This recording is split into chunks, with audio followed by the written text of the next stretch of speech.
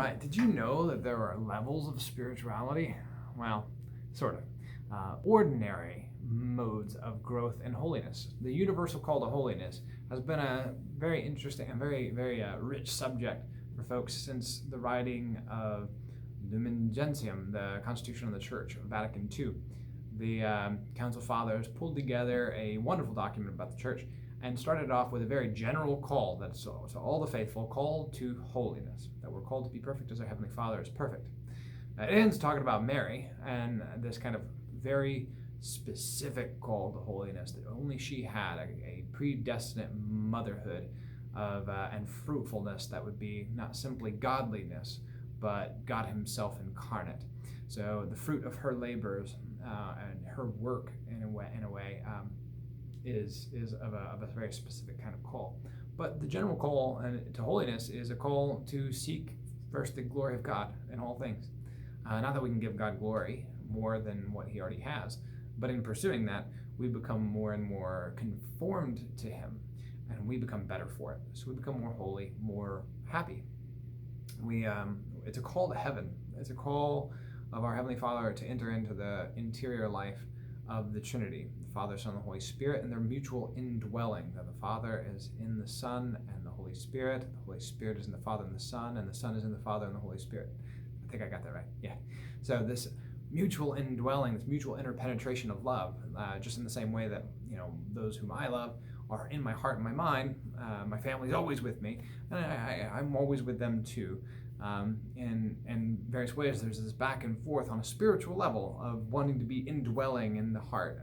Spiritual beings have that, and God is the highest level being, the Spirit, that He's on such a whole other level that He actually isn't even exactly the same as other beings. He's not a being among beings. He's on His own beyond categorization state.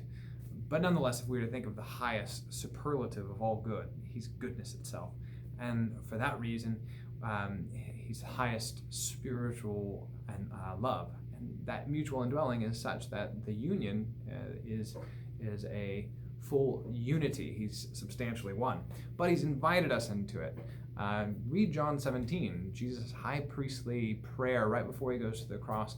He prays that we be one as He and the Father are one, that He wants to extend the unity of the Trinity, Trinitarian life, into Christians, that we might be one.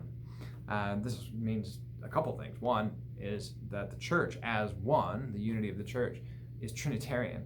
And two, that Christians should be drawn together into that unity, that we all be one. So Christian unity is something to be prayed for, and a recognition of the church and its unity is also key, because it's Trinitarian and it's what Jesus really prayed for and wanted. Now, all that to say, here we taste of that in an imperfect way. We know God vaguely, right, through faith. We love God imperfectly through growth in charity. But it can become better. It can grow. It can grow. What holds us back from this usually, in one level, is our attachments to things that aren't God. Our attachment to things that are less and less spiritual, more and more material. We have to rise up and start moving in the direction of better goods. And we experience more joy and happiness in that, even on a natural level. Positive psychologists talk about this, right? They talk about the hedonistic treadmill. Whenever we pursue money, when we pursue tangible pleasures that come and go, when we go for these kind of lower goods, we don't actually feel much satisfaction. We need more and more of it. We become addicted. On the other end, if we start pursuing, civil, kind of our civic duties, social feel, in a Larian sense, we start feeling healthier and better for it. We pursue higher goods, experience with family. These are more like things that you participate in. These aren't things that can be traded or distributed. These are things that are participatory. They're spiritual goods. But even that isn't enough. From a Christian standpoint, we will still be dissatisfied. Our hearts are restless till they rest in God. And so the very highest good that is participated is going to be the life of God Himself. And we have that through grace. we actually have that when we are baptized, and we have that state of grace. We have infused virtues of faith, hope, and love. And in faith, we know God, and in love, we start connecting with Him. And that can grow. Faith can grow. Lord, I believe, help my unbelief, we can pray. And as we grow in that faith, and we start fostering an affection for God, we can actually start drawing away from certain things that that we're attached to, overly attached to. Just think in terms of 12-step programs, the higher power and the help of overcoming addiction. We have to have higher loves to draw us away from lower loves. Now, with that being said, the stages of this, the ordinary route to holiness, is a kind of there's a broad kind of organizational structure that's used in mystical theology to talk about it. It's these 3 stages. First one is purgative, or beginner. The next one is of proficience. That is the illuminative. So purgative, illuminative, and then unitive is the last. And this is sometimes called the perfect. So beginner, proficient, perfect, or purgative, illuminative, unitive. Now, purgative is just, it sounds like purgatory, right? But it's because we're drawing away from those things that we're kind of addicted to. And it can be rough. It can be a little bit tough at times and exciting. It might feel a little bit like one day like you're getting a breath of new freedom, and another day or another moment it can feel like you're going through withdrawals. Ultimately, whenever that becomes more habituated, then we are open to pursuing God more. We want to get to know Him more. And that's the illuminative, where we are illumined, we have light, God gives us a deeper understanding, a more penetrating knowledge of Him. Maybe knowledge isn't the best word. Like, you might know the creed, but do you fully understand it? Well, we won't fully understand it until we get to the other side of heaven, but right now we can understand it more deeply. And that's why we have a 3-year cycle of readings. You go through the same thing over and over again because you're not the same whenever you come back to it. Hopefully you understand it more deeply, more in a more penetrating way. We see more of the interconnections between the truths of our faith, and it becomes more and more personalized for us. Then that illumination can lead us ultimately to a deeper union, just in the same way that the more we get to know one who is lovable, we love them more. If we don't know them, we can't love them, but if we get to know them, we can't help but love them. And that's the way it is with God. The more we get to know God, really, for who He is, the more we love Him. We have a lot of misunderstandings about God and things that isn't actually Him. A lot of atheists actually reject a God that Christians would reject too. What Christians are proposing is usually a lot more conducive, and it takes a little bit of effort to get to know that. But if we enter into that prayerfully, and we enter into that with our whole mind and heart, and we make a pursuit of it, then God is not going to be outdone in generosity and will illuminate, right? So these 3. So I'm going to just say the one set, the purgative, illuminative, and unitive. I like those terms, just personal preference.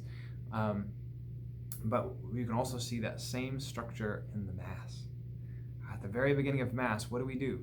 We recognize our sinfulness and our connection to the world, and we try to draw away from that and enter into this holy space.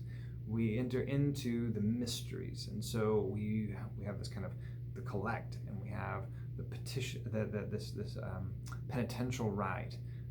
Then, after we've done that, we've kind of gone through a little miniature purgation.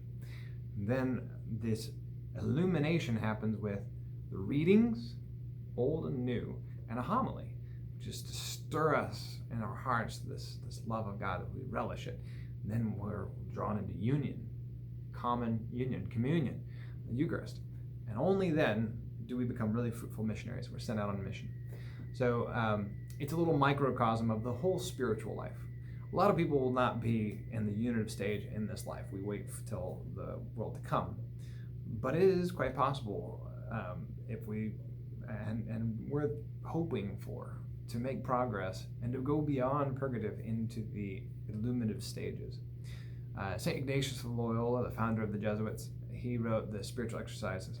And those spiritual exercises, they're really aimed and proportioned to try to bring somebody through this purgative and into the illuminative. And then it points them toward the unitive at the end. The whole structure is based on this kind of mystical structure. St. Catherine of Siena talks about this too, and she talks about the stages that the disciples went through, being this as well. Jesus calls the disciples, and they're with him for those 3 years, and they enter into, they're kind of in this purgative beginner stage. Whenever Jesus goes to the cross, they enter into the dark night of sense. They pass this threshold, and they enter into the illuminative stage of their spiritual life and walk with Jesus when he shows up and he's resurrected and he teaches them before he ascends. That time is their illuminative stage. Then whenever Jesus ascends into heaven, that ascension is seen as a kind of a dark night of the Spirit, in St. John of the Cross's terms. It's another threshold. Until the Holy Spirit comes, they are entering into prayer and petition. And when the Holy Spirit descends upon them, they enter into a higher unity and they become fruitful in mission. And so we see those same stages playing out with Catherine of Siena. Teresa of Avila, she has 9 stages in her interior castle. Some of those are subcategories within the same trifecta. So she sits into that category too. John of the Cross, the same. Actually, I've already talked about him a little bit with those thresholds, and then in between those thresholds. So really cool, really fruitful way of thinking about things. I find it very hopeful, and I hope you do too, that there is a kind of path trodden by the saints that says this is the route to holiness. And it's also a really cool framework to think from, to think about and to understand Christian spirituality and even how the disciples were growing. And some other videos that I've put out rules for battle, and I have a little parenthetical thing that says beginner. The first set of rules that Ignatius gives us to discern spirits is made for those who are in the purgative stage. Another set of rules is for those that are in the Illuminative. And he didn't make one for the Unitive. It wasn't the design of his retreat. But I'm gonna go ahead and make some more videos, I think. So stay tuned, and I'm gonna try to give you the 8 rules that he gives for discernment of spirits for that middle category. If this is interesting to you, reach out to me and let me know. Put a comment, or feel free to email me. I can talk a little bit more about it and maybe some of those marks of where you're at, right? How do you know if you're in one of these places? What is to be expected? What kind of temptations does God generally allow for somebody going through this? How are they differentiated? So I'm not going into that now, but I hope that maybe I've whet your appetite, and maybe you could pursue it on your own too. A great little book about this is called The 3 Conversions by Gary Lagrange. I think it's on PDF online. Another really good one is from Ralph Martin, The Fulfillment of All Desire. That one's really good. It has a cool little chart that has all these different doctors of the church and how they all fit within this. So I hope this is helpful. God bless you. Bye-bye.